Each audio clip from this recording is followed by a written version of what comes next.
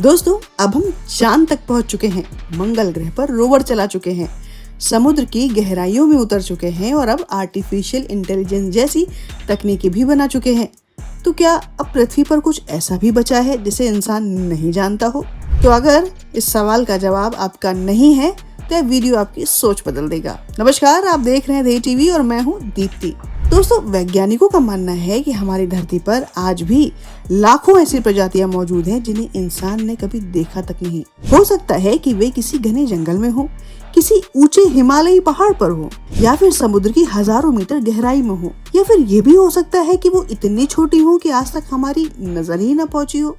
यानी सच ये है कि हम अभी भी अपनी ही दुनिया को पूरी तरह नहीं जानते, और इसी बात का सबसे ताजा सबूत इसी साल भारत से ही मिला है। दरअसल भारत ने वर्ष 2025 में अपनी जैव विविधता के रिकॉर्ड में कुल 700 नए फॉनल रिकॉर्ड्स जोड़े हैं। और आपको बता दूं कि इन 709 का मतलब ये नहीं कि 709 बिल्कुल नई स्पीशीज खोज ली गई हैं। दरअसल इनमें दो तरह की प्रजातियां खोजी गई हैं। पहली वो जो बिल्कुल नई स्पीशीज है, यानी ऐसी प्रजाति जिसे विज्ञान ने पूरी दुनिया में पहली बार पहचाना, और दूसरी वे जो न्यू रिकॉर्ड्स हैं, मतलब वो प्रजाति जो पहले से दुनिया में ज्ञात तो थी लेकिन भारत में पहली बार दर्ज की गई। तो कुल मिलाकर ये कहना ज्यादा ठीक है कि यहाँ 483 बिल्कुल नई फौना स्पीशीज खोजी गई, जबकि 226 स्पीशीज ऐसी थीं जो पहले से दुनिया में जानी जाती थीं लेकिन भारत में पहली बार मिली। और यही कारण है कि वैज्ञानिक इन दोनों को अलग अलग श्रेणियों में रखते हैं। तब सवाल आता है कि आखिर ये नई स्पीशीज खोजता कौन है?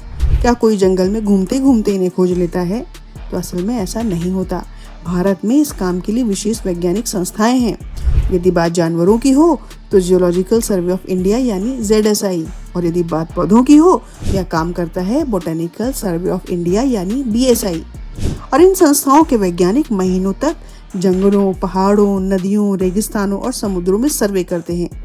कई बार वे ऐसे इलाकों तक पहुंचते हैं जहां शायद पहले कोई वैज्ञानिक कभी गया ही ना हो, और वहां से वे नमूने इकट्ठा करते हैं, उनका DNA जांचते हैं, शरीर की संरचना का अध्ययन करते हैं और फिर दुनिया भर में पहले से दर्ज लाखों स्पीशीज से उनकी तुलना करते हैं।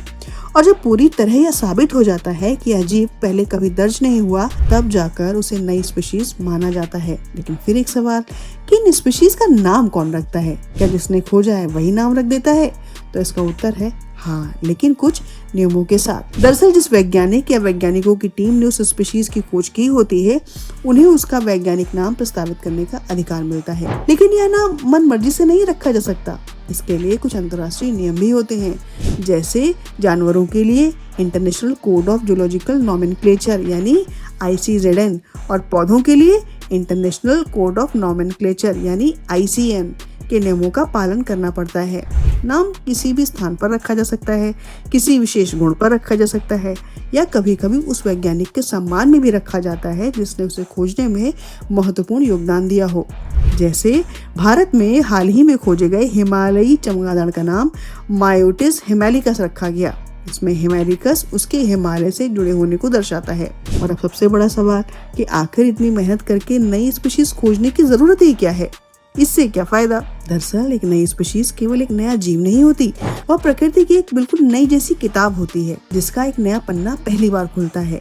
हो सकता है कि उसमें ऐसा रसायन हो जिसे भविष्य की कोई दवा बन सके, या फिर हो सकता है कि वो खेती के लिए उपयोगी साबित हो, या फिर ये भी हो सकता है कि वह किसी पूरे इकोसिस्टम की सबसे जरूरी कड़ी हो जिसके बिना पूरी फूड चेन ही टूट जाए। और सबसे बड़ी बात, जब तक हमें यह पता ही नहीं होगा कि कोई स्पीशीज मौजूद है, तब तक हम उसका संरक्षण कैसे करेंगे? और कई बार वैज्ञानिक किसी नई स्पीशीज की खोज करते हैं और कुछ ही वर्षों बाद ये पता चलता है कि उनका तो आवास ही नष्ट हो रहा है। यानी खोज ही संरक्षण की पहली सीढ़ी है। इसीलिए बायोडायवर्सिटी का दस्तावेजीकरण केवल वैज्ञानिक जिज्ञासा नहीं, बल्कि पर्यावरण संरक्षण, खाद्य सुरक्षा, औषधि अनुसंधान और आने वाली पीढ़ियों के भविष्य से भी जुड़ा है। दोस्तों, हमारी धरती आज भी रहस्यों से भरी हुई है। हम जितना जानते हैं उससे कहीं अधिक अभी भी अनजाना है, और शायद प्रकृति हमें आज भी यही सिखा रही है कि खोज अभी खत्म नहीं हुई है, बल्कि असली खोज तो अभी बाकी है। अंत तक वीडियो में बने रहने के लिए धन्यवाद।